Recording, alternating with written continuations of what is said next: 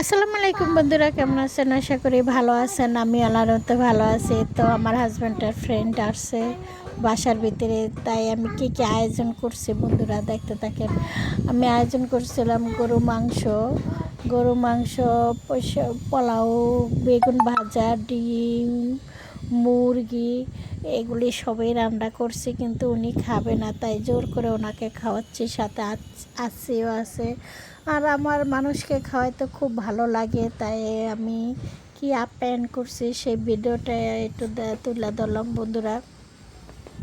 আসলে মানুষকে ভালোবাসা খাওয়াইতে খুবই ভালো লাগে। আর এখানে আমার বাচ্চাটা তার বাবার কোলে ওইটা খুবই ডিস্টার্ব করতেছে, সে তাকে খাওয়াইতে দিচ্ছে না। আর মুসাগা তো খুবই দুষ্টামি করতেছে, সে 7 আপ খাবে, এটা খাবে, সেটা খাবে, খুবই মানে ডিস্টার্ব। আসলে বাচ্চারা মেহমান অতিথি আসলে খুব ডিস্টার্বটা বেশি করে। আর আমার ভিডিওটা যে যেখান থেকে দেখছেন ভালো লাগলে লাইক কমেন্ট শেয়ার করে দেন বন্ধুরা।